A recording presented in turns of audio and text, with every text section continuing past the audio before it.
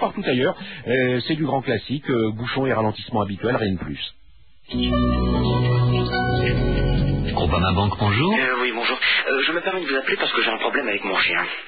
Oui, mais nous sommes une banque. Alors voilà, quand je lui lance un bâton, il reste là sans bouger, il me regarde et c'est tout. Oui, mais nous sommes une banque. Alors justement, vous ne pourriez pas lui apprendre à rapporter. Avec vous, l'argent rapporte, alors un chien. Oui, mais comment vous dire, nous sommes une banque. Venez découvrir les solutions actives de Groupama Banque dans votre agence Groupama. Votre argent ne dort jamais, il rapporte.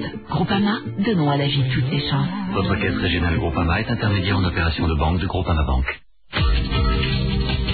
Vous recherchez un confort exactement adapté à votre style de vie? Interrogez votre conseiller Gaz de France sur les solutions Dolce Vita au 0810 140 150, prix d'un appel local. Gaz de France, ici, là-bas, pour vous, pour demain.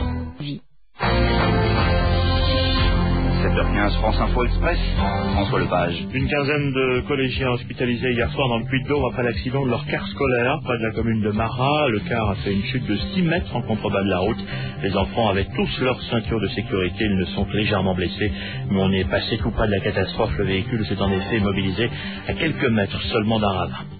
Le Conseil fédéral de la FNSEA doit se réunir aujourd'hui à Paris pour décider de la suite à donner au mouvement des agriculteurs. Hier, plusieurs centaines d'entre eux ont bloqué des raffineries et des dépôts de carburant dans plusieurs départements.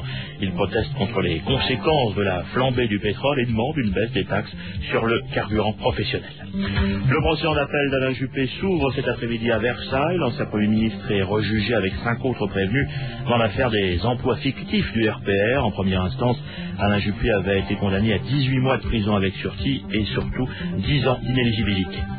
Arc International va supprimer 2659 emplois d'ici fin 2008. Le leader mondial des arts de la table a annoncé son plan de restructuration pour son site d'Arc dans le Pas-de-Calais.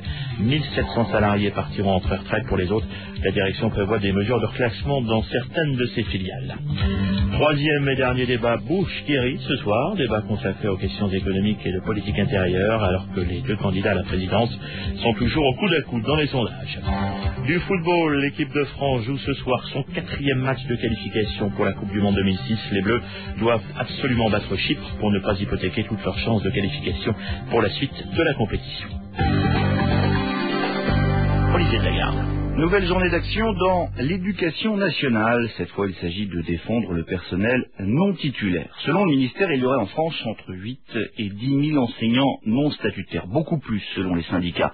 Les personnels qui, chaque rentrée, attendent dans l'angoisse de savoir s'il y aura un poste pour eux. C'est le cas de Magali qu'a rencontré Bénédicte Tassard.